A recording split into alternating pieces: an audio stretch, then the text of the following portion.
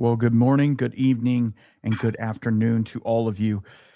We are going to have an epic show today. I have Brendan Carty with Killowen Irish Whiskey. And yes, we're flying all the way to Ireland today to talk about some amazing Irish whiskey. And we're going to get into the whole backstory. But we were talking a little bit off camera. We're both a little tired today. We've had a weekend, of course, and we're recording this on a Sunday because of the time differences. So I'm not going to keep Brendan as long as I can. I'm going to keep him on here for about 6 hours, and we're going to see if he can make it.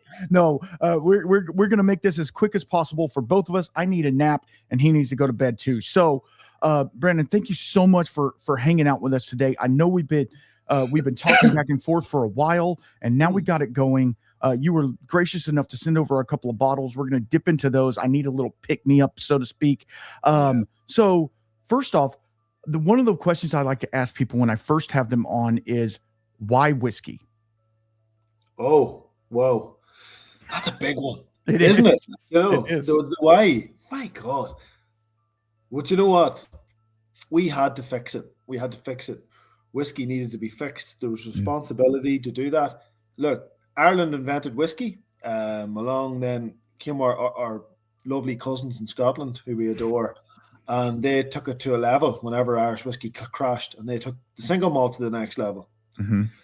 To be honest, it needed to be fixed. This is our culinary heritage. Whiskey is our culinary heritage. Poaching is our culinary heritage as well, and we had to do it justice because, yeah, there we go. There's Panger poaching here too. So I created Killowen Distillery to fix whiskey because Irish whiskey wasn't being represented properly. Right. It was rebranded in the 90s, 80s, 90s with the three lies of Irish whiskey, so to speak, and we had to fix it. That was it. Yeah. So while you were saying that, I did hold up a bottle. Tell me how you pronounce the actual name of this product. Poaching. Yeah. Poaching. And it has a cat on the side of it. It says the white cat, Panger. Super cool. So I'm going to open this up. I will tell you, I've had this from another distillery. Not they're an American-based distillery, which I thought was kind of strange. And then we can talk about the get into the details of this. This has a little gold medal on it. So talk a little bit about that while I open it up. Yeah, imagine a poaching winning double gold in the San Francisco Spirit Awards. So this is how we treat poaching in our distillery. We treat it with the same seriousness and rigor and dedication as we do with our whiskey. Our hedgehog concept, our center of gravity of our distillery, is to make whiskey that is the best in the world. It honestly isn't. I left behind a career. I left behind everything to set up this distillery, and it's Ireland's smallest distillery. So we don't compete in quantity. We don't compete in anything. We just compete on quality. I don't care. I've just got tunnel vision. I don't care what everybody else is doing. We're making the best whiskey in the world, and we're doing it for our country, and we're doing it for the category, and that's it. Well, and that, I mean, we could end the show right now. We're not going to, but we could end the show right now on that, because that part of it, right? That is like you doing it for the love of the game, for one, and to recreate Irish whiskey for what it is. And we're going to talk about this later, but we're talking unique mash bills. We're talking malted oats. We're talking all of the things that used to be old school Irish whiskey that industrialization has kind of just turned it into, and I'm not poo-pooing this brand, but turned it into the Jameson of the world, right?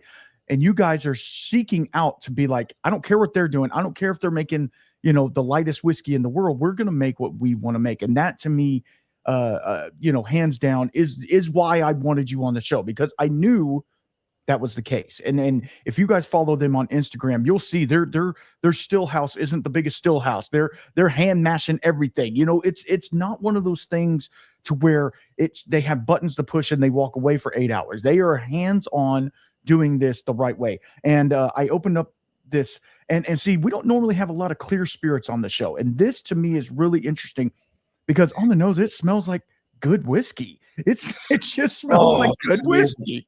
Yeah. So the thing about poaching, some people might especially sort of consider it a bit like, like a white dog type of thing that you guys do over there, or moonshine. But for us, it's different. For us, poaching runs deep within our psyche, our psychology of who we are as a people in Ireland. And for some reason in Ireland, it's almost gone to the wayside as well. Apart from a few people who really embraced it. and they see it for what it is. But when you look back into our literature and our heritage, poaching and whiskey sort of moved apart around the same time. And you could almost say it was never actually recognized by law because our laws weren't written by ourselves. And as a result, it only became legalized then very recently. And you can put it in a cask for 10 weeks as well. But this idea that it's made from potatoes is absolute nonsense. It's not made from corn mash either. It's made from oats and barley predominantly. And then in more recent times, some certain other adjuncts came in there. Maybe a small amount of potato might have been used as an adjunct or a small amount of molasses. But for us, molasses is for the rum industry. Right. Real poaching and the quality poaching in Ireland was made from oats and barley. And do you know what? They were actually smoked as well. Ooh. So we're using local turf or peat, as it might be more widely known. But, okay, I'm gonna take a sip of this, and thank you again very much for hanging out with us. No, you're grand. You're grand. Look, this poaching for us, this is the lowest strength spirit that we do, and it's at 47%. And it's the flavor profiles, if you like, the kind of medicinal. They really tap into the closest thing it tastes like is a mezcal, a really nice mezcal. I could see that. that. As a result, its versatility is the same as mezcal. And to be honest, there's not enough commercially available quality poachings of it in Ireland. And I wish all of the distilleries in Ireland could create a quality poaching. We've been telling them how to do it for a long time. And if they did, if there was more, and there is a few poachings, you have to be part of this click to sort of know who to get them from. And every year in Ireland, there's a Poaching Now festival. And the Poaching Now festival is like the Comic-Con for whiskey nerds. It's brilliant. All of the best minds in the industry come there and descend and start tasting each other's stuff, and they really appreciate each other, and it's great camaraderie. And it's just this real cultish niche group of the best of the best. And and it's small, but who cares? Because sometimes that's where all the best things are. Again, you got macro, and then you got the micro quality stuff, and we don't care as long as it's good. Right, exactly. Well, and also doing, not that I have the biggest show in the world, but doing shows like this gets you more into that market, gets you more into that little niche market, which if, we only have the best of the best whiskey lovers on this show. You know what I mean? So like, it's going to open up into like, okay, I need to figure out what's going on with these guys. I can tell you the smoke profile on this, it kind of caught me off guard until you said it was smoked. Like, it's so inviting. It is so cool to see it. It has none of, I'll tell you this, it has none of the barrel influence of any kind in it to get in the way of the grains and the smoke doing its thing. So it doesn't pack a punch because it's not like hitting me in the face, but there's enough there to where you're like, oh, and I totally understand. Like in a mezcal, you would use it to make a cocktail or something like this. This would be an amazing cocktail. You could almost do it like a margarita type thing, or even an old fashioned. I feel like it would stand up very well in old fashioned. Yeah, or cold brew coffee as well. That's another one. Okay. There's a famous cocktail made out of bar 1661 in Dublin. It's called the Belfast Coffee. Okay. So it's a good one. Okay. So I mean the versatility, like you're saying, the versatility of a clear spirit. And here's the other thing, and we can dip into this. This is a lot, I wouldn't say easier, but it's a lot faster to make than, say, a 3-year-old aged whiskey, right? So you can turn this out a little bit faster than you would, say, some of your age stated product or something like that. So it's going to be one of those things that, hey, we need to make a run of that, and you can just dedicate a week or so to make it, get it in bottles, and get it out to the shelf. Now, I will say there is a small tint to this. So you did put it in a barrel for a little bit, correct? Yeah, the current legislation allows you to rest poaching in a cask for anything up to 10 weeks. Which is erroneous legislation, but it's fine. So we have to work within those parameters. So it's crazy how much you can get this little gold, kiss from the cask within those 10 weeks, and with that comes a little bit of vanilla in there as well. Yeah, it actually just pulls all the flavors together, lovely, and absolutely. So that's it. So it's an ex-bourbon cask for that period of time. Yeah. Cool.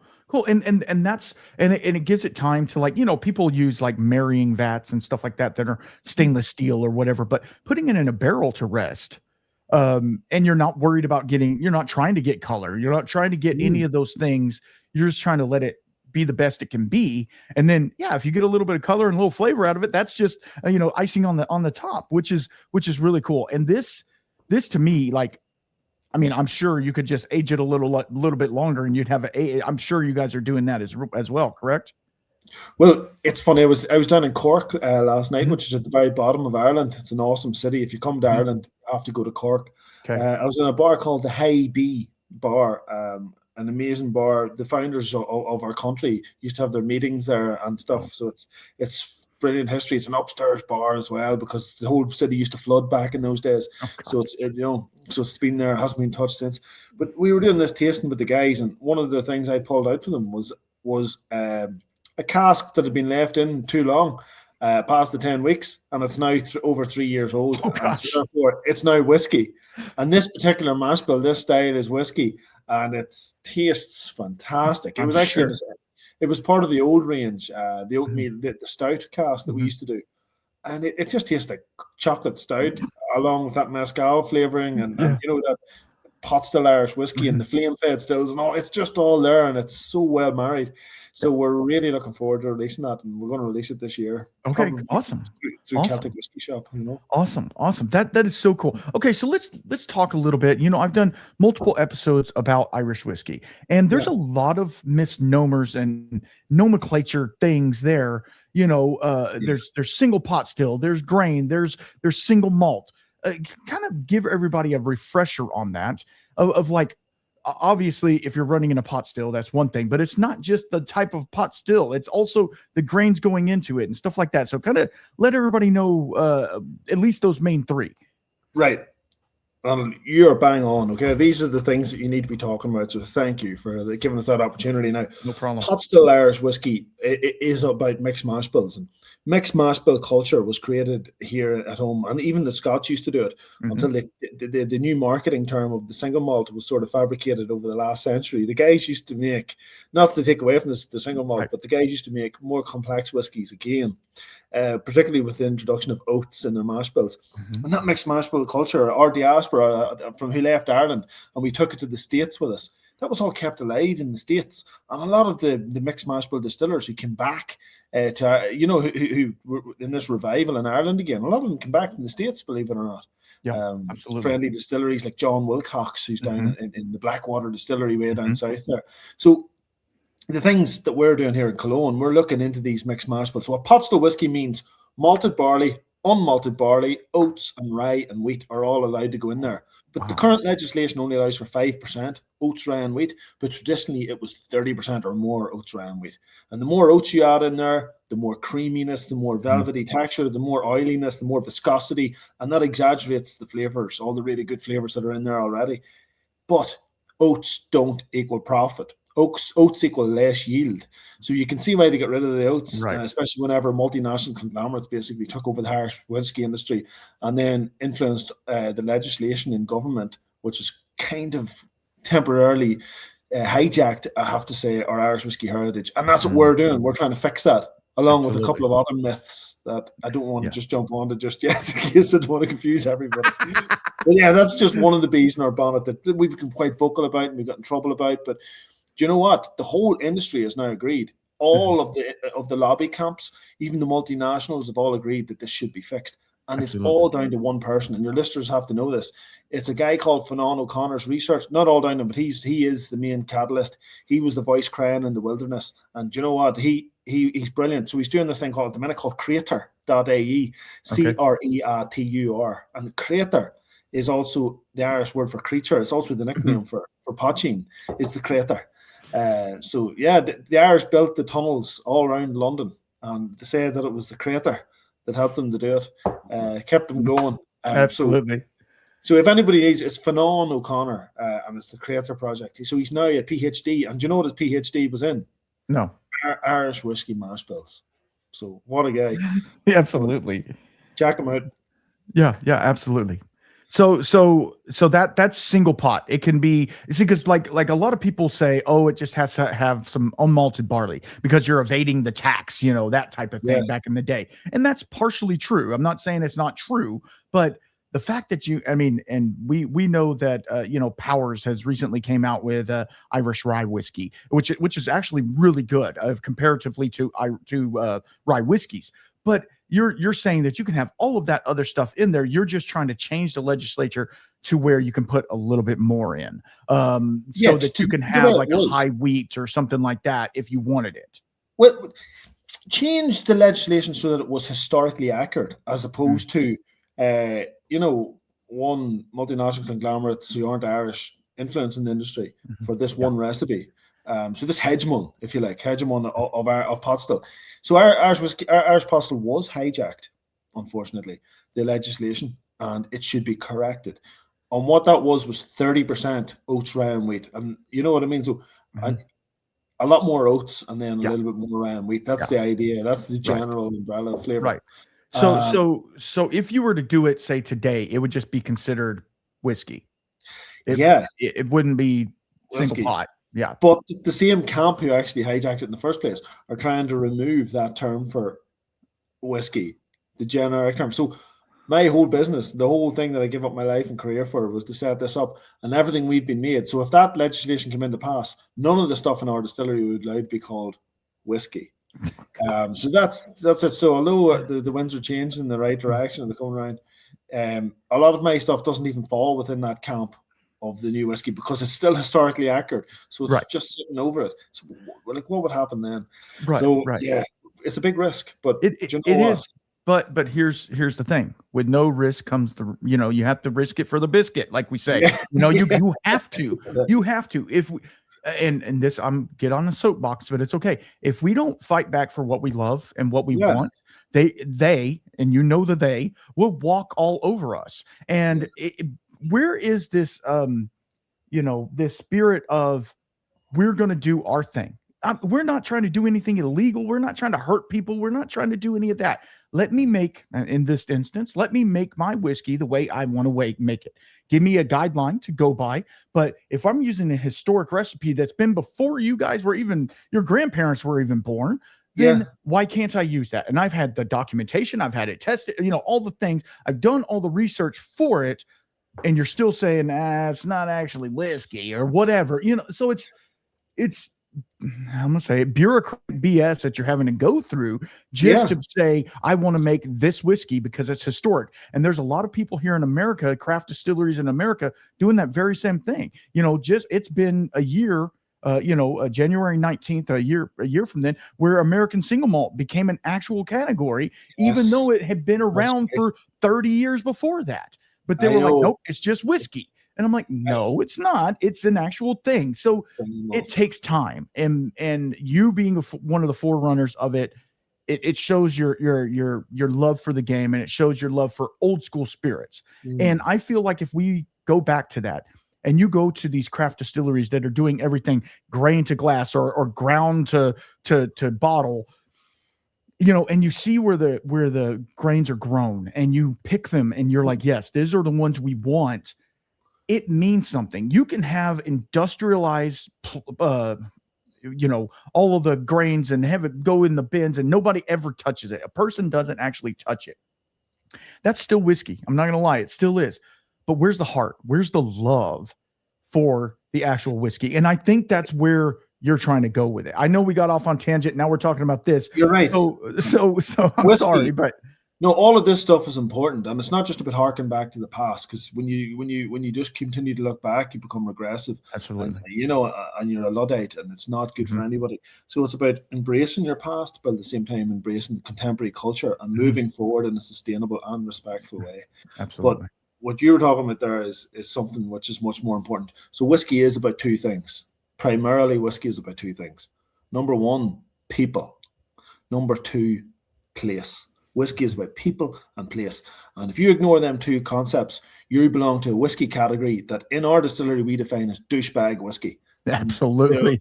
The stores are full of douchebag whiskey in Ireland, and the stores in the US are full of douchebag whiskey. And you love when you get down to the real people and place, and that's when you get into real whiskey. So whenever you get to see the people behind the product and they're getting their hands dirty or they're working hard. And then the place, like we even go as far as our fermentations are open top, outdoor. So we get the wild yeast, the microbiology from the immediate area gets in and influences the flavour of our whiskey. That's how much we're into it. We adore where we come from. We adore the people that make the whiskey, and we adore our global community because they're all part of the story as well. They really are, and they belong at Killowen. Every time we get a chance to meet up with them, it's like one big reunion, and that's the idea. So it's people and place. So all them people all over the US know Killowen well and know who we are and where we are, and it's all one big family as a result. And if you remove people and place from whiskey, it's just junk. It's douchebag. It really is. And that's and I've said that, like you're saying, till I'm blue in the face as well, because it's like what's in the glass doesn't matter. It's not about the whiskey. That is a means to an end, but it's the story behind the whiskey, how the struggle that you feel in each drop of that whiskey, or the success, or the whatever that you feel in it. And it's all about creating that culture of extremely cool whiskey people doing cool things. And I'm it just, and I see it now with my show and stuff like that. The past guests that I've had on are now rooting for other people to, like, yes, I love them, have them on, stuff like that. So it is so cool to see that, but also there's struggle behind it, right? Because when you're fighting bureaucracy and you're fighting all of these things to get legalization of certain terms or the ability to do the thing you want your way, it is hard, and I'm sure it's taxing on not only your budget but your time, and then sometimes your soul, right? You're just like, what am I even doing? Why am I even doing this? I give up. But you can't give up, because here's the thing: there are people out there, and all of you who are listening are those people. There are people out there who care. And they care about not only Irish whiskey, but whiskey in general and the future of whiskey. Because, like you said, the big six bourbon guys, they're going to be fine. They're going to do their thing. They're going to make their bottom shelf whiskeys, and everybody's going to love it. But it is craft distilling that needs the attention. And they're the ones that could, I mean, it takes one little slump in the stock market and they gone, and that's what hurts. And you see it all the time on the news, and all of these people saying, oh, well, this distillery did Chapter 11 bankruptcy, and this distillery had to fire their head distiller, and now they're going to start sourcing whiskey and just do it. And it's like, I get it. I understand. Like, at the end of the day, and you can speak on this as well, at the end of the day, this is a job. We're here to make a little bit of money as well. We're trying to make good spirits, but like it is a job. So there is a transaction involved in it. But it's like, if you're not doing it the right way, like you've already said, then why even do it? Just let somebody else, go get a bottle at the bottle shop and just, don't worry about it. But yeah, I mean, just the amount of focus that you put into it, it shows in the glass. And we're not even into the brown spirits yet. So the stuff tastes awesome as a result. If you focus on people in place and you really love what you do, the stuff is going to taste awesome. People are always asking, how come Killowen's tasting so amazing? Why is everybody loving the flavors? Why? Oh, it's because of the people in the place. If you do it right and you give it care and the love and the dedication it deserves, it's going to work, and you can't cut corners. It's slow, it's long. The economics of it, it's tough. It's very tough, but it works. So let's talk about cutting corners. Like what is it? What goes into making a barrel or a bottle of whiskey? As I'm anxiously trying to open this next pour we're going to have, but like. What this has been sitting on my shelf for like 4 weeks, guys. I didn't open it because I wanted to open it with you. Even when you're sourcing whiskey, you can be very careful with how you do it, and you have to use the same dedication as well.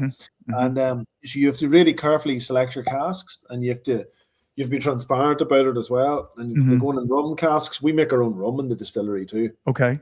We put whiskey into our own rum casks and carefully source PX sherry casks. And then if you get one cask of whiskey, one cask of PX sherry, fat them two together again, you get a rum and raisin mix, because PX sherry tastes like raisins. So this is the Killowen rum and raisin. It's won multiple double gold awards in the 3 years in a row in the 50 best of everything. And that's 50 best of everything is an independent blind tasting awards based out of America. And the guys are brilliant. It's all grassroots community people drinking that, and So for us to have that achievement was phenomenal. So Absolutely. kudos to the guys. So it's brilliant to see it. The way we make as well our own in-house, the likes of the poaching that you tasted when you get those wild fermentation notes. There's also the distilling we do in the distillery too. So most distillers run their stills from 4 to 5 hours. Right. Our stills run 3 times the length of that. So we run from 7 in the morning to 7 in the evening. Wow. That is a huge amount of time in the still. 12 hours in a still, and this is a very, very small amount of spirit. So you're losing a lot of that to the atmosphere around you as well. But it doesn't matter, because the interaction with the copper over that period of time means that all those residual sulfites in the spirit end up becoming esters and beautifully tasting compounds and create this wonderful whiskey. And that, yes, we're wasting our stills at the same time. So the economics is still fundamentally flawed. But it's not about bottom line economics. It's about creating really good whiskey and building a category and building and telling people how to do it right. We also use these things called worm tub condensers. Now, worm tub condensers fell out of fashion as well in the last century because they're extremely inefficient. Extremely inefficient. But they make awesome spirit too. And we also use good old fire under the stills, the stuff that doesn't mix with alcohol that well. Yeah, so our insurance costs are through the roof as well. But fire is brilliant because it creates this burning under the base of the still. And basically, some people call it grains in, because we don't filter, and all of the residual barleys and the flowers go into the still and they sink to the base of the still, and especially in the cold winter days when it's trying to heat up. And the unfermented sugars, because we don't have full fermentations either, because we're doing wild ferms and then we finish it off with domestic yeast, and there's a pH crash and not everything ferments. So those residual sugars sink to the bottom of the proteins of the flowers and they burn on the base of the still. And you guys over there love your getting charred stuff in food. We love it too, but you guys really bring it to the next level. So that marination, that barbecue effect happening on the base of the still with these hot spots, it creates this burnt layer in the still. And we don't use rumagers because we encourage the burnt, and we scrape the burnt off every day. But that burnt note carries on in your spirit as well. And the difference in your spirit is the difference between boiling a steak and barbecuing a steak. And all of that flavor is in there, and it's that French culinary term, the Maillard reaction. Yes, it makes for an awesome spirit too. So all of these different USPs, wild fermentations as well take extra time, equate to inefficiencies.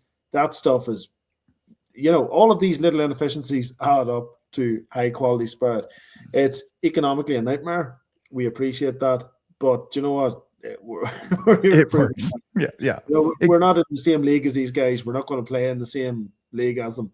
We're playing our own league, and we're tunnel vision. We don't care what anybody else is doing. Right. Well, and that's how it should be. Stay in your lane, do your thing, and hopefully people resonate with it. And that's kind of the whole point. I will tell you, I just took a sip of this one, and I don't even know if I told anybody, this one is a single malt. So it's going to be 100% malted barley. Are you using different types of barley, or is it all the same barley type? No, whenever we're using the barley we use for our own single pot still is it's just all malt from across the loch. Got it. Got it. Yeah. I can tell you, I get that little bit of char, like that reaction, like it is, and maybe it's just because you were saying it as I was nosing it and stuff like that, but I get it. Fully transparent. I'm recording this the day after I did the barbecue competition. I didn't place in anything. Yeah, I don't know. I think there's some collusion going on, but we'll talk about that. That's a whole nother show. But I get that, like the little burnt pieces on your steak or something like that, where it just gives it that much extra flavor. And I can tell you, I've had quite a few Irish whiskeys in my day. Good, bad, and ugly, right? Some of them are like drinking water. Some of them are extremely potent and powerful, and this is one of the ones that is on the other side, the powerful whiskey. This is not going to get lost in your cabinet, guys, and we're not even on to the other one that's just really going to knock my socks off, I can tell. This is not going to get lost. I feel like the sherry and the rum are there, but they're not like, it's not a sherry bomb, it's not a super sweet rum cask bomb. It is just enough balance there to where you're like, okay, I can tell it's finished, but it's not overpowering at all. And the malt comes through, but then there's that little bit of cohesiveness and also like burnt marshmallow or something like that on top of it. I mean, it is just a fantastic dram. And if you weren't sitting next to me, I'd be saying the same thing anyway. So don't take that. Don't be kudos too much to that. But I'm just melting here. My face is going red. No, it's fine. It's fine. I could say some nasty things if you want me to. No, I'm joking. Well, tomorrow. but that's the thing. Like when and I don't know if anybody knows this, and if they don't care, whatever, I'm going to say it anyway. Whenever I get samples sent from a distillery, I always want to give you, because this is what you want. You want the fair and objective thoughts on it. You don't want me to blow smoke up your ass. You don't want me to do any of that, because guess what? You get enough of that from the media department and the blah blah blah. You like don't worry about that. You need consumer based reviews on it, to where you're like, okay, what do we need to tweak in this possibly in the future? I understand when it's sitting in a cask, it's kind of hard to tweak things, but what do we need to do in the future to make this better? And I feel like, and there's a lot of people out there reviewing whiskey right now that are just tooting horns because they got a free bottle. Lip service. Yeah. It's lip service. It is. Yeah. It is. Yeah. They're trying to be bougie to all these smaller brands that are trying to get up, which I understand. Like everybody, word of mouth marketing is the best marketing you can have. I get it. Yeah. But if you're not I'm not going to do you a service if I tell you your whiskey is great and then it sits on my shelf and nobody drinks it, right? I'm doing you a disservice and me, because I have to be true and tell you, and I will telling everybody right now, go pick you up this bottle right now, because it is absolutely, it changes my appearance. There are a few Irish whiskeys out there where I am literally like, why didn't I open this a month ago? Good Lord. But I'm glad to have opened it now, sitting across from you, because this, like you say, people in place. And so it's really cool. It's really cool. And I'm excited for the future. Let's talk a little bit about how long you've been open and stuff like that, because this obviously wasn't your first gig, and leaving a gig that you have, coming to do this in a small format like you are, obviously it takes time, money, and energy, and a lot of people don't have any of those. So tell us a little bit about that. Yeah. Oh, right. It's tough, especially when you have to come and explain this to the wife as well. And now you're running a small business and you've got a young family, and then the whole industry's coming down around you. You hear all these bad news stories, but touch wood, we've been fine because of the wonderful people that support Killowen. We've been fine, so we haven't took any hurt yet. So thank God for that. Touch wood. Touch America. Yeah, absolutely. But yeah, so it's been grand. But I love what I do. I have to say, I love the challenge. I love, because it's a small team, because basically I make all the decisions. I can get out of bed and say, do you know what? I got the name for the next whiskey. Let's get it. Sit down with the designer. Let's get the design going. Order the labels, bottle it up, and get it out. We can turn it around within 3 weeks, and we can have shipping all around the world within 3 weeks. We've also got really good partners there in the States as well. And Shane McCarthy, who is a co-founder of Killowen, he owns Two Stacks Irish whiskey. He's out in the States at the minute too, and he's running around meeting everybody as well. And so we're just surrounded by really good people. It's just a really nice community. So it's after a while, then my wife has come around to seeing that it is a really good community and how supportive it is. The best people in the world. Have made wonderful friends all around the world as a result. Germany, even different parts of Ireland, the USA, and that. And it's just, they're just lovely. They really are lovely. It's the best of the industry and the best of people. So it's the best thing I've ever done. I do still regret leaving my old career behind, but it took me eight and a half years to become an architect. A lot of debt as well. And do you know what? Stacking it all up, and then you walk away into this. So I've been making whiskey now for 7 years, and so realistically, I was studying to become an architect and working as an architect for a lot longer than I've been doing whiskey. So it still hurts, but it also, they kind of go together, right? Because when you're an architect and you're going over plans, I'm a plumber by trade, so I deal with a lot of plans and stuff like that as well. When you're doing that, it does have an ebb and flow, and it does have like just the way you're doing it, and depending upon the architectural structure you're trying to make, it can have a lot of complexity to it and a lot of heart to it as well. So it's I can see how that would not be an easy transfer, because none of it's easy, right? You can't just when you're just like, hey, put it up, I guess I'm going to start doing this, and it takes a lot of faith, not only in yourself but in the plan that it's going to work.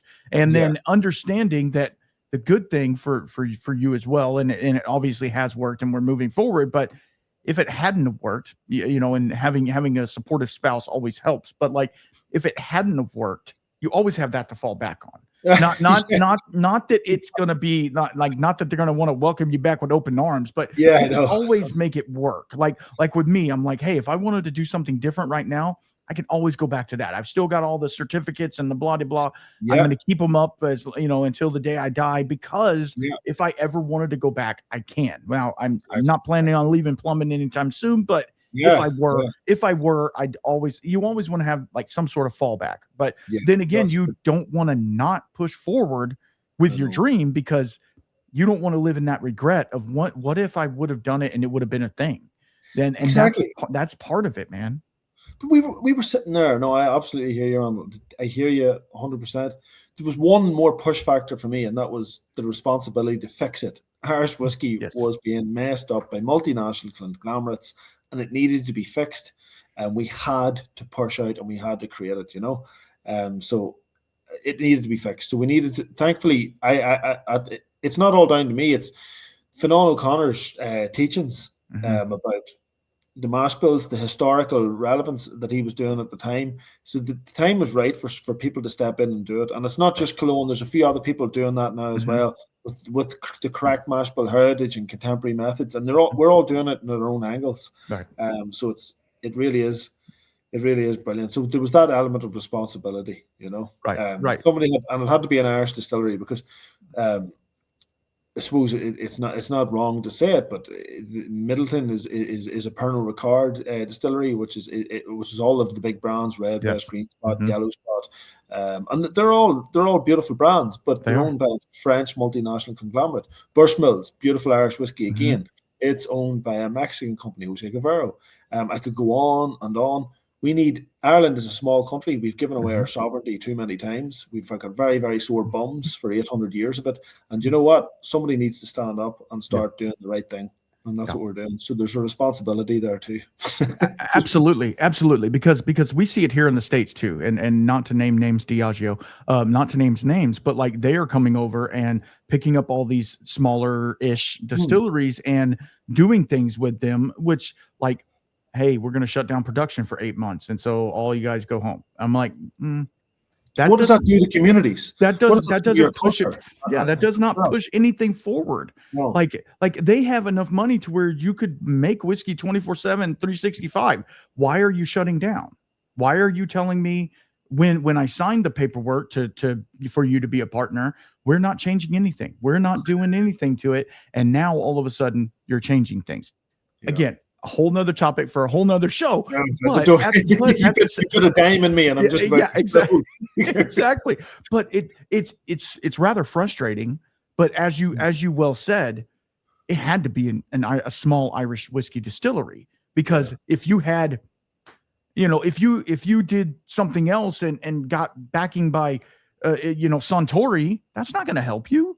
You know, like it's going to be the same thing. So it's these smaller brands, and I understand it's hard. It's hard when you're a small distillery to do it and do it right, because obviously at the end of the day, it's a money thing. Like you're saying, everything you've said that y'all have done so far has been so inefficient. And why would people do this? Well, maybe that's why they were like, hey, maybe we'll just use a bunch of corn next time. It's a lot cheaper. I know.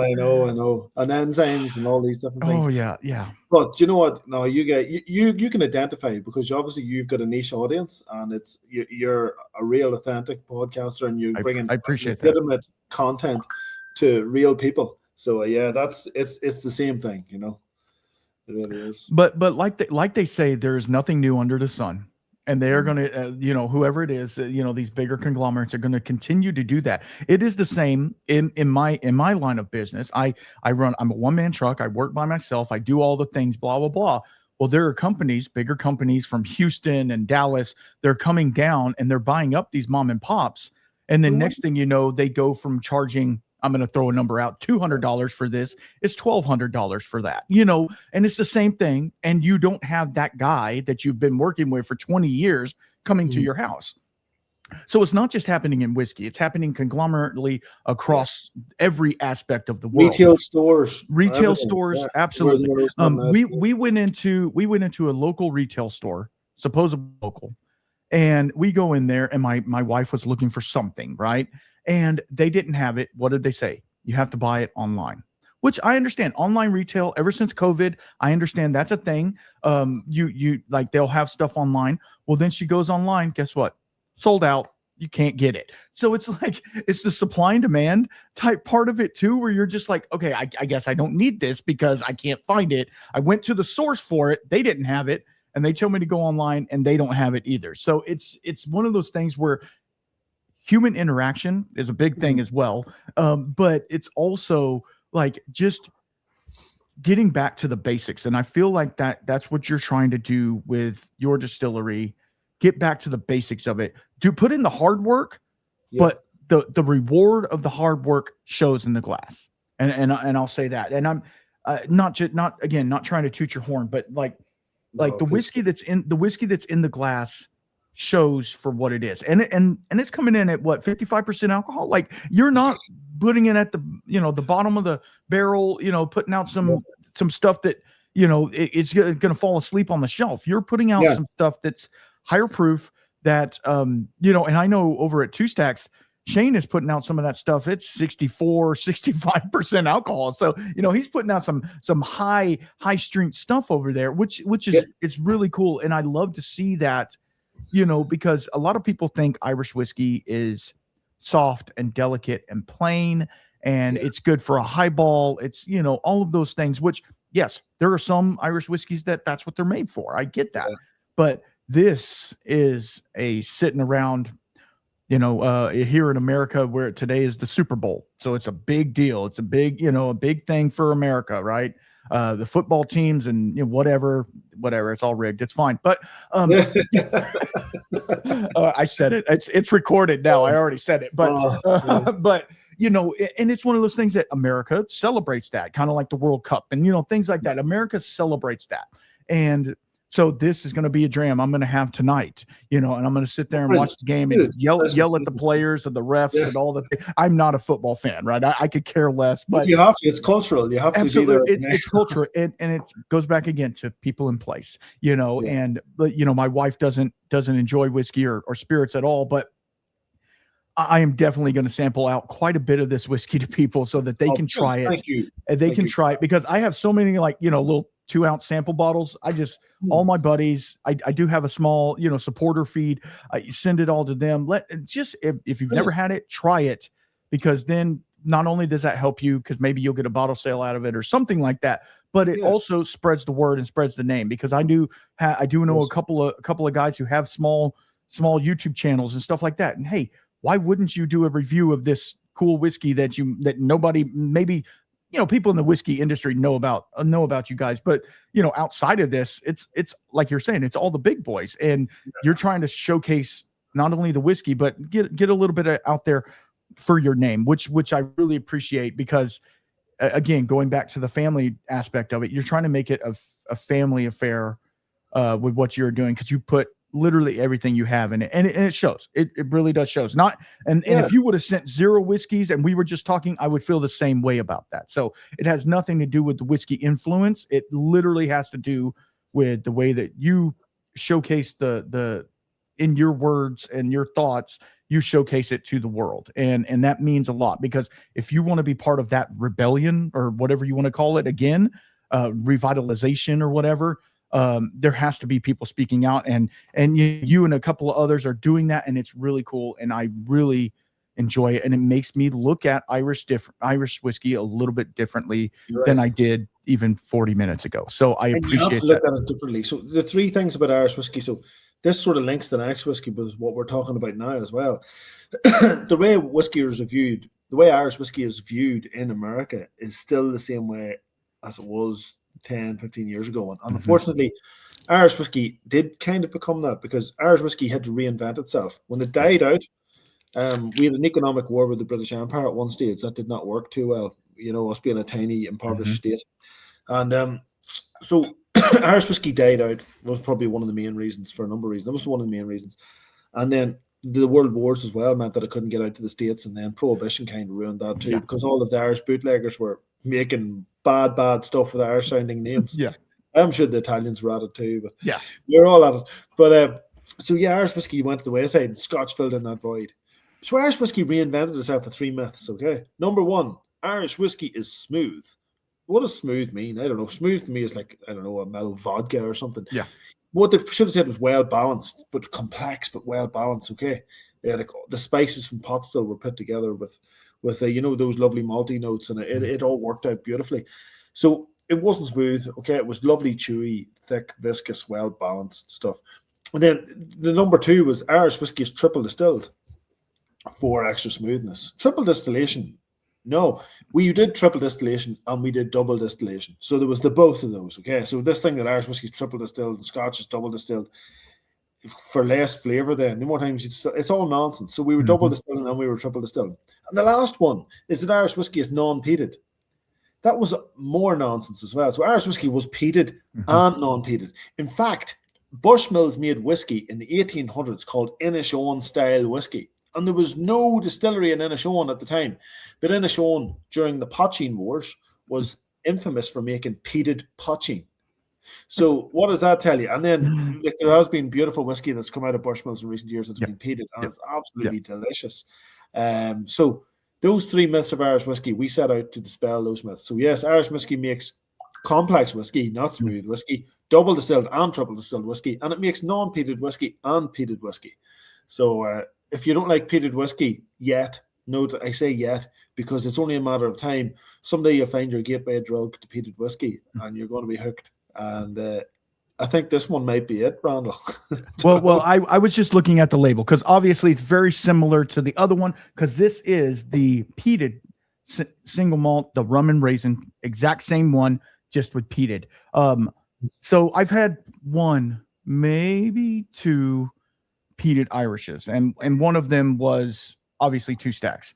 And they use 1%, 2% peated malt in their stuff, but the other one was obviously Connemara. That's what everybody thinks. It's Connemara is the only peated Irish whiskey out there, and that is a lie because if you're looking at smaller, and I know Stacy over at Four Leaf Whiskey, she talks until she's blue in her face about peated Irish whiskey. The issue is finding it. Obviously, it's mainly smaller distilleries. It's one of those mom and pops. You got to buy it at the distillery type things, which is fine. But this one, as soon as I saw it, I was like, oh, we're going to be good friends at this point. Oh, it's amazing. This also won double gold in the San Francisco Spirit Awards. Like I can see why already. The folks getting into that awards game, the competition we had, and this little distillery won double gold in the San Francisco Spirit Awards for this peated dough. This, it's really cool because it is. I'm going to say it. Obviously, they're basically the same whiskey, but a little bit different. It smells. I haven't even tasted it yet. It smells completely different on the nose, and it is so cool what that smoke character in it gives it. It gives it a briny, like a sea spray, and it's. But obviously, and you can talk about Irish peat for a second. Irish peat is different than Scottish peat, correct? It's more sweet. It's more mellow. You get less of that iodine TCP in there. Like disinfectant note, which is highly phenolic, which some people love. This one, however, it's only a little kiss of peat, and it acts as a flavor enhancer as a result. So it does what salt would do to food or what sugar would do to food. It exaggerates all of the other flavors in there and marries them very well together. So this is the gateway drug to your peated world, I have to say, if you don't like peat yet. This is the one to go to because it gives you that little bit of bass. Like I'm using it like it's a song. It's a bass note in a song. It's just that ride all the way through. It has a little salinity, but it has like this earthiness that what we call petrichor, right? Like the damp earth and stuff like that. Obviously, it's decayed earth. I mean, that's kind of what it's gonna be like. But but then it does not have like that medicinal band-aid or anything like that. It just has a low smoke content, but it's enough to where, like, if I was sitting by the barbecue pit smoking on this, I would sipping on this, I wouldn't know if it was peated or not because it's just that light to where it's there. But man, I know, isn't it crazy? It's crazy. It is crazy. And this one's coming on in at 55% as well. So it's like, and the price point for these whiskies are really good for cask strength, integrity bottlings with no added color. None of that, the stuff you put in Coca-Cola, you're allowed to put that in Irish whiskey. So all the Irish whiskey you basically see out there, it's not all of it, but a huge amount of it has got the E110A or whatever it's called. The same.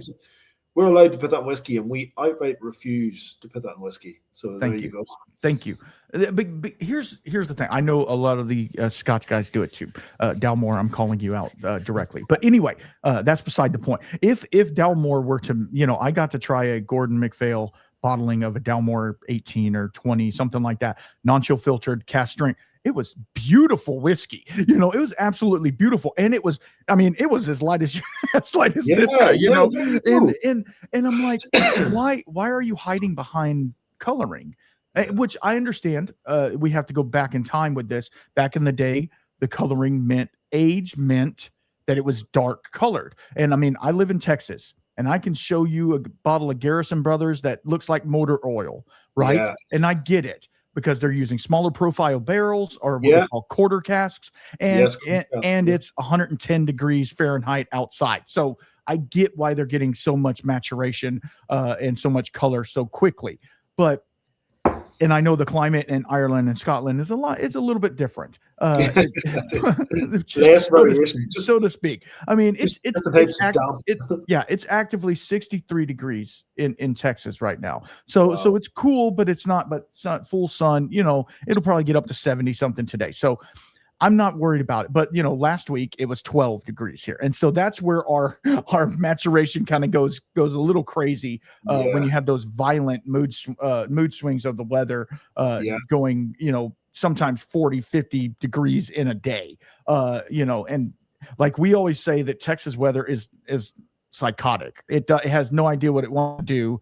In the morning, it's freezing. So you layer, you wear 3 jackets, and then by the end of the day, you're wearing flip-flops and shorts. So it's crazy. It's crazy. But I will tell you from what I've seen from what you've given me today is that you are, and not to say this in this way, but like a forefront of making Irish whiskey great again. Yeah. And not to use the old, orange man's terms, but, not to use his terms. Good, but it's about embracing contemporary culture at the same time. Absolutely. Yeah. Like you can buy these online. We're going to talk about that before we leave, but like you can buy these online, and it's just really cool to see you doing it the hard way, putting in the work, making all of the whiskey the way you want to make it. And obviously trying to change some laws along the way, but also staying very true to the way that you do it, and like adding peat and adding oats and adding, doing these things to where you're like, okay, this is how we're going to do it. And hopefully you like it. And if you don't, guess what? I guess I'll have to take the bottle home with me. There's one rule we have in the distillery as well. And that's go ahead. We can't release a bad whiskey. We just can't let anything go out the door that's bad. Yes, some of them are different than others. Mm-hmm. Every 6 weeks we release a Baron Tool. And a Baron Tool is a single cask of pot still that we do. Okay. Traditional style pot stills.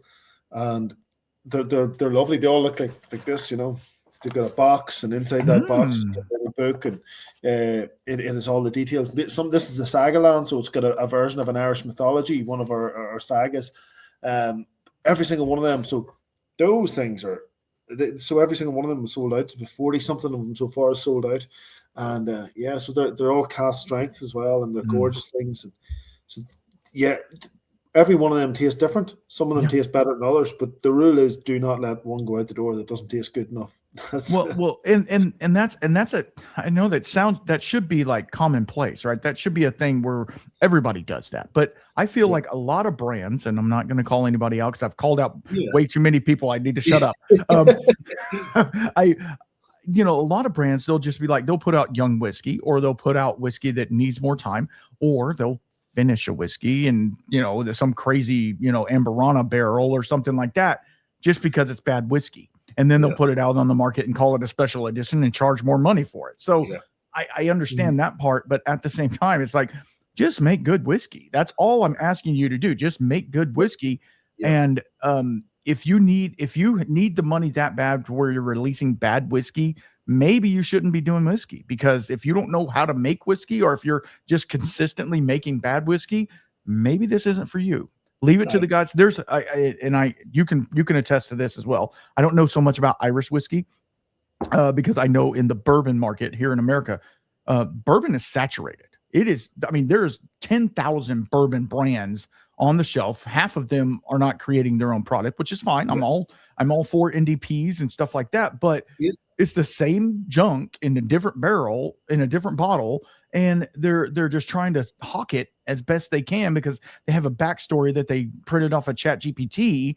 And to me, it's not authentic. It's not anything that I would want to do or to even be involved in. But at the same time, like, there's smaller craft distilleries that are doing stuff like what you guys are doing that get no recognition at all because, well, that's weird, or I never heard of them, or, Bruzel didn't talk about that guy. And it's like, okay, I get it. Yeah. I get it. I totally understand. There is such a thing as, what we call FOMO, like we want to get what everybody else is getting. Because it's the brand new Buffalo Trace that just came out, I have to have that. And then secondary market comes along and they're like, nope, if you want it, it's $1,000. How about that? And they're flying off the shelf at $1,000. And I'm like, heartbreaking. Hey, what about this over here? What about this guy? You can find him, but I'm talking too much and I need to stop. But it turns into, it makes people who are really into whiskey and really into craft whiskey and really into exploring whiskey. And that's the thing. I love all whiskey. Like, I want to dip into all of it. I have a buddy of mine sending me some samples of, he goes through and finds weird whiskeys, like you're saying, with unique mash bills, like spelt and millet and all of these things that are grains that's still considered whiskey. But he's going to send me some samples of that, and I'm going to do a whole show on alternative grain whiskeys. Good. That is it's so cool to me. It might be a little different. It might even be weird, but at the same time, who cares, right? Not everybody is meant to fit in a box. You know what I mean? I feel like that box needs to totally collapse under its own weight and let the people that are doing really cool stuff, let them shine and let them move forward and say, hey, we've been doing cool things since the beginning. And what's kind of sad is the bigger brands, they did that at first too. And then they, like we were talking about, they got gobbled up, and next thing you know, they're not authentic anymore. They're pushing buttons. And so again, going back to that, it's all about the people in the place. Because of that. And man, it breaks my heart, but it also makes me very proud to be on this side of it.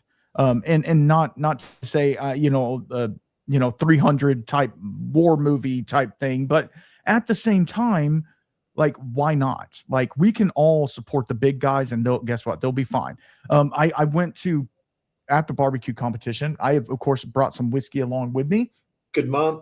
Nobody drank my whiskey. I had it sitting out on the table. Nobody drank mine. Everybody went to that guy's table because he had regular Jack Daniels, regular Maker's Mark. He had some blended, like, Canadian whiskey. I don't even think it was Crown. I think it was something even worse than Crown. And they had the vodka and stuff like that. And I'm like, I literally, it's their loss. I'm trying to give you things. And of course, I wasn't going to bring a peated Irish because, that's not them. I understand that. But I did bring some good bottles. And guess what? I made a pre-made cocktail, a pre-made old fashioned. That bottle is now gone. That's the only thing that they drank. It does. And so we, as people, need to understand who we're talking to, right? And we need to understand that mass majority of the market is going to just do the thing. So we have to be very transparent in what we're doing and say, we're not for everybody. I'm not for everybody. And obviously you're not either, but we're here and we're doing a thing, and it's super cool. Yeah. But at least in the States, you have a lot of guys out there who are educated palates, who appreciate flavor, especially in Texas. Texas is booming full of quality bars, quality flavor houses, quality bottle shops as well. Absolutely. to be honest, before I went to Texas, I thought it was just all, jumping on cows and Yeah. riding horses and cowboy hats. And it is that. It really is There that, is which is that, brilliant. yes. But at the same time, there's this massive contemporary culture, and it was the most amazing experience I've ever had, and I can't wait to get back there. Absolutely, absolutely. What a state! What a state! I will tell you that Texas has probably the most diverse whiskey scene. If you want single malt, if you want a sticky bourbon, if you want anything, it's here. And then if you want fine dining, if you want greasy barbecue or whatever, like it's literally all here. Obviously, it'll take you all day to drive all over the place because it's a big Doesn't state. matter. Yeah, but yeah, you can always just sit down. You go to a honky tonk bar or whatever then and just do the real experience at the same time, and you can absolutely. We used to have this bar here in my town, and it was called South Star, and it was just a little dive bar that everybody would go to other bars first, and they'd finish out the night at this one. So it was a drunkard's dream if you and they had karaoke almost every Saturday and Sunday. Oh my gosh. Sitting back in the corner, I would drink beer if we went to the bar because I'm not trying to do whiskey because that'll take it too far. You know what I mean? So I'm sitting back with my beer watching, I'm not going to call out my wife, but she was up there once or twice. I'm not going to say it. But anyway, watching them do karaoke, it's some of the funnest times you can have. And they're all decked out and, they're cowboy and they're dancing, line dancing and stuff. It's just so much fun. But at the same time, then guess what? They ended up closing down, and one of the things happened, and now it's a bunch of wineries. There's just a bunch of wineries around here, and you get a bunch of bachelorette parties that come down here, and they just get drunk and fall into the middle of the street, and people don't realize you sometimes you get a good thing going, and you don't realize until it's gone. It's like the pub culture in Ireland. All the pubs are closing down at the minute and turning into cafes. Like, if you want that, go to Paris. But the pub culture is brilliant. Sitting down over a pint in Ireland is who we are, Absolutely. That's how it should be. Like, I don't want to have my little cappuccino. I'd rather have a pint. You know what I mean? Come on. Go to a coffee shop. There's a coffee shop over there. Go over there. They're making good coffee, I'm sure. Good Lord. At least have Irish coffee. Good Lord. What are we doing?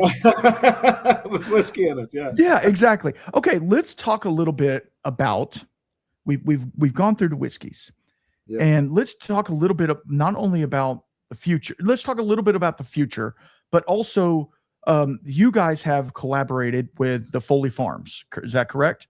And so how is that? And obviously you've talked about coming to America and stuff like that. How has that affected the brand, and how has it made it into what it is today? Obviously, reach and stuff like that is one of the main things, but how is it kind of affected the way that the business runs? Well, basically, we were with a lovely company called High Road Spirits. We went to Texas with those guys for a long time, and then the Two Stacks crew met up with them with Foley Family Wines and Spirits, and they really hit it off with the guys, and they decided, because as amazing as High Road Spirits were, and the difficulties within the 3-tier system out there meant that the guys sort of had to go to the next step. Killowen ourselves, we're much smaller again, and we went along with the ride, and we're still really good friends with the wonderful people in High Road, and we've made lots of new friends now in Foley Family Wines and Spirits, and so they do have muscle, obviously, because their muscle is with Southern Wine and Glacier, which is in most, apart from the monopoly states. Right. But they actually do. They're even in the monopoly states as well, but it's just a little bit more tricky. But they are flying. So, it means that we've got access. It takes a long time. You can't just turn this sort of thing on overnight. But I'm really enjoying it. I'm really enjoying meeting up with the reps when I do get a chance. I'm really enjoying meeting up with the people. It's a different machine. Right. It's massive. So you get this macroeconomical machine, and then you get this tiny little Killowen Distillery trying to jump in. So it's a lovely experience. We're very privileged to be with them. Right. Well, have you been able to meet Joseph O'Sullivan?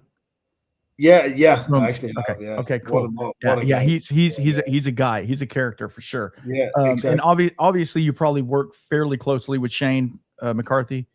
Yeah, so she and I went to school together. We grew up Okay. together.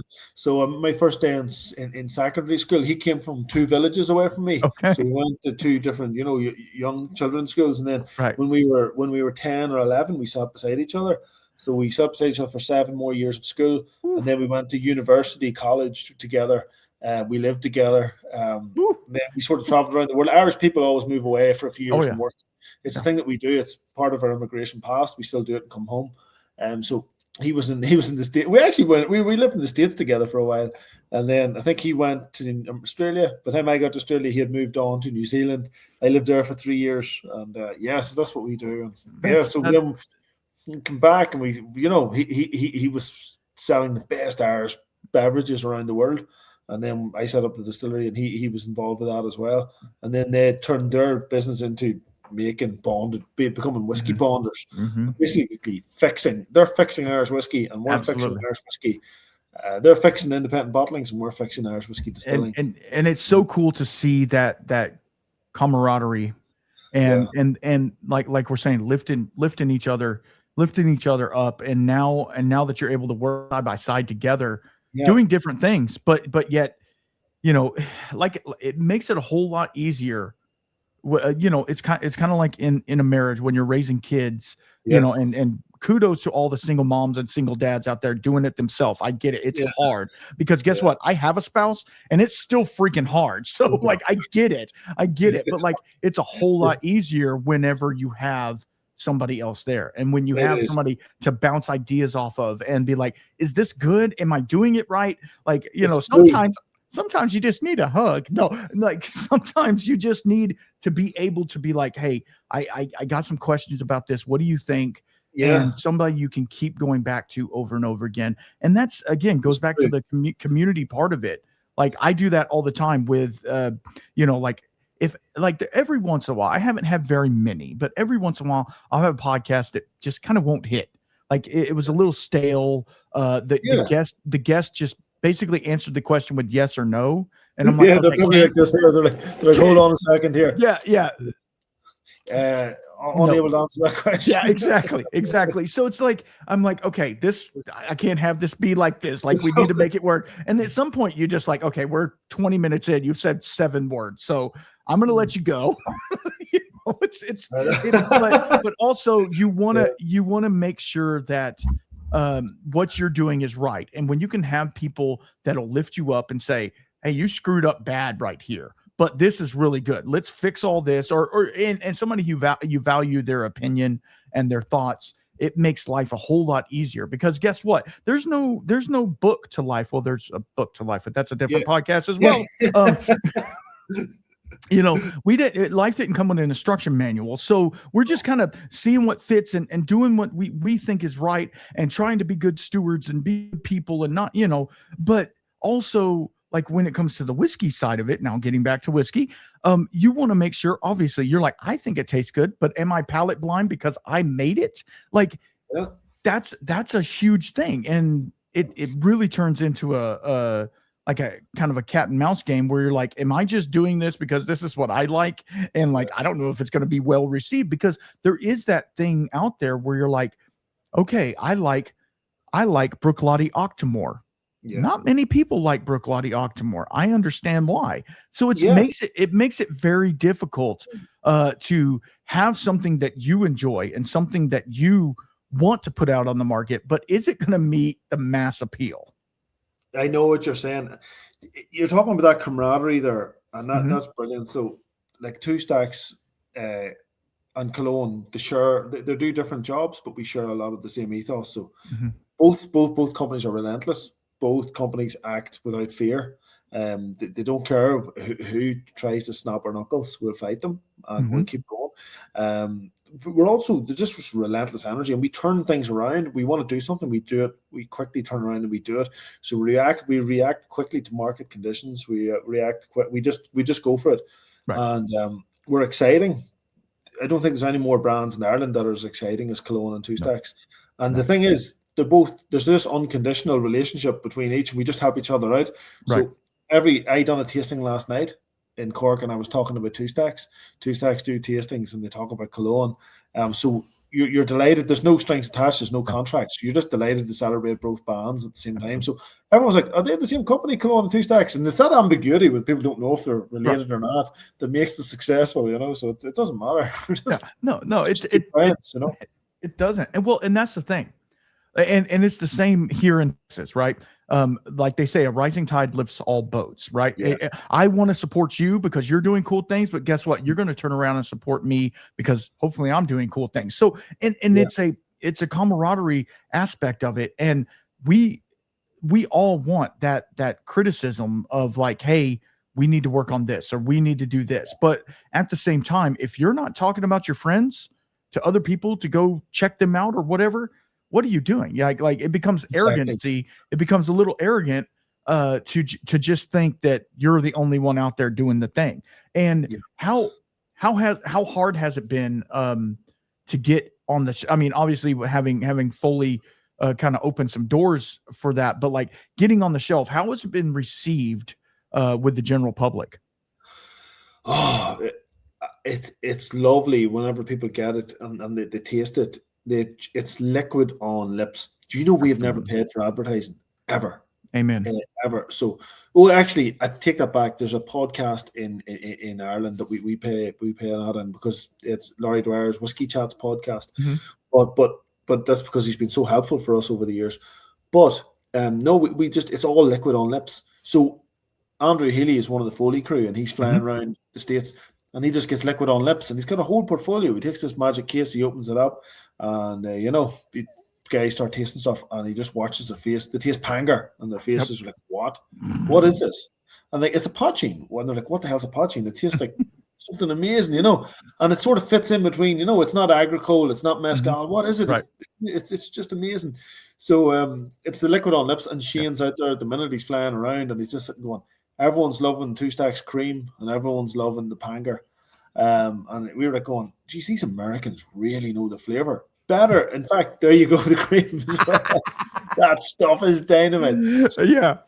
Like you guys, the pallets you guys have over there are phenomenal. Over here, there's really good pallets as well, but we got a much smaller population. And we're still ingrained in our old, the old flavors, unfortunately. And we will get to that point. But the appreciation you guys have for flavor is brilliant. So it's just it's awesome. I just can't believe it. The explosion of awareness out there.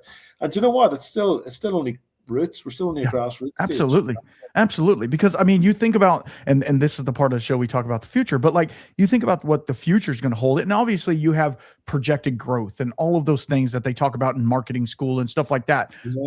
But also it's kind of unknown, right? You just are trying to continue to make good whiskey and trying to, I don't know, pay your taxes, keep the lights on, all the things. And then hopefully somebody will jive with the new release that's coming out and, and just go from there. Like I know with Two Stacks, little incremental growth, small amounts of incremental growth. I'm not going to get greedy on this. No. If we can get a few more followers this year and a few more people returning, people who are part of the Killowen cult, that organization calls them Killowen cult.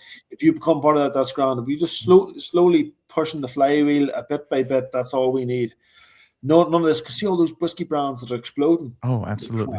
They just crash, and it's not sustainable. Well, you have to have a good foundation. You have to have a good foundation. And if you don't have a good foundation, you can build up and build high, but that doesn't mean it's going to stay.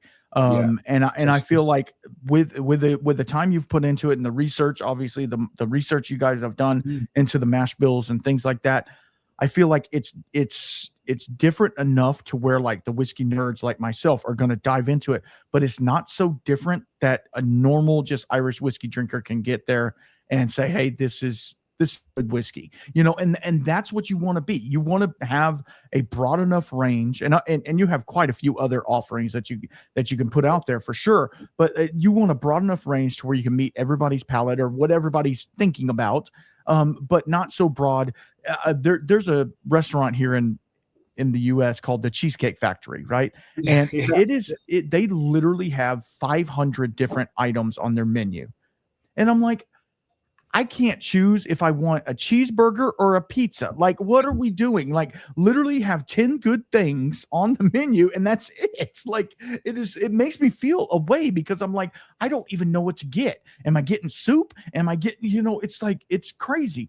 But I feel like having a good skew of whiskeys out there and having a special release every once in a while, those are always fun, right? Because that's what the whiskey nerds gravitate towards. This was, smoked with sheep dung or whatever. Having those things out there is really fun. But like having a good core skew and then having that one that's, the cast strength version or whatever, it's really cool. And that's what's really going to get people walking through the door. And following and just keep pushing forward. Yeah, I'm telling you like a motivational speaker, I guess, but just keep pushing forward because there's people out there. It's only a tiny bit at a time. That's all we need to do. Absolutely. Yeah, you just chip away at it, and eventually you will receive that diamond at the end. And hopefully it's, before all the money's sucked up. Yeah, well, to be honest, as long as I'm happy and I can still make whiskey, because at the end of the day, I'm raising my family, they're fine, and I'm making whiskey. I'm not going to get greedy. But if we can, it's the community that just this global community of lovely people that's just amazing. Absolutely. See the fact that I can fly out to most states in the US and I could meet up with somebody and have a beer and have a friend or have a beer, whether it's up in Minneapolis like we did in the past, or if it's in and around over in Texas, or this is what it's all about. Our friends all around Europe or in in Australia. All we have is these wee pockets of people, and they all know each other through the Killowen community, and that means the world to me. It really does. You can't buy that, No, and it's all down to just flavor. Well, and I mean, because like when you're starting up something, like when you were thinking about starting the distillery, you look at those things, and you're like, okay, how do I want to do this? Like, do I just start? Like you just start, right? And or do you like, because people sit and think about it. And they'll think about it and think about it until they're blue in the face, but yet there's no progress. There's no moving forward. At some point, you got to jump, and unfortunately, some people don't even get to the jumping part. Like you just got to jump in faith that, hey, let's do this and make it work. And you're a little over 7 years in and running strong. And projected growth for me is everybody knows your name, and you're and laws have been changed in Ireland. Or legislation has been changed in Ireland to where you can do what you truly want to do and still call it whiskey. And, and all of these things just kind of fall into place. And Irish whiskey is lifted to the level where it once was, or even further past that. Because here's the thing. I want people to know this side of Irish whiskey, not the commercialized, overdone or underdone. Not to say that some of those brands aren't absolutely fantastic, and I love them, but I want to see this more grassroots type. We're doing what we want. It is a little like it hits that rebellious bone in me, where I'm like, hey, buck the system. I'm not trying to do what they're doing. They're doing fine. I'm going to do this, and it really shows in the glass. I mean, everything. I mean, come on. Like when this was sent to me. The Penger, when it was sent to me, I was like, oh no, another clear spirit that somebody sent to me, which is fine. I get it. I've had vodkas, I've had vodkas and gins and stuff like that sent to me. And I'm like, this is a whiskey show. I don't know if you knew that, but this is a whiskey show. But this one, I'm going to go make a cocktail with it tonight. Like this is amazing. And I never thought I would have said that about a somewhat clear spirit. Anyway, Brendan, it's been absolutely fantastic having you on here. I can't thank you enough for spending the time. I know we have a time zone difference, and I can't thank you for hanging out with me on a Sunday. So I'm going to let you get back to family. It's one of those things. It's always family first, making sure that the work comes next, because they're only babies for so long. So just understand that. So thank you, Donald. No problem. Is there anything y'all have coming up in the near future? Like I said, this is going to go out in a little bit, but in the near future that you guys are excited about, that you want to kind of plug? Well, there's always something like we put all our energy into releasing really interesting Mm-hmm. releases. We just released something that disappeared recently, and they all do disappear. So just follow us on social media. We don't pollute people with emails. I type up myself maybe once every 8 weeks, 68 weeks, an email and send it out to our subscribe list. So do subscribe into the website. It's an organic thing. I don't pollute people. We don't keep the data, and then you can unsubscribe if you want. We've got really good GDPR law here in Ireland, so yeah, we don't do that. And yeah, if you want to become part of the family, subscribe and follow us online. But it really helps. It helps small businesses. So and likewise, the folks that you have are the folks that are part of our community as well. Small batch recordings as well, so it's the same thing. Yeah, absolutely. We didn't even talk about still size or anything like that. We'll say it's small. We'll say it's miniature at this point. It's on the back of his truck right now. No, check it out online. Yeah, exactly. It's a Beaver still that he bought off of Amazon. No, exactly. And that's why I love doing this show.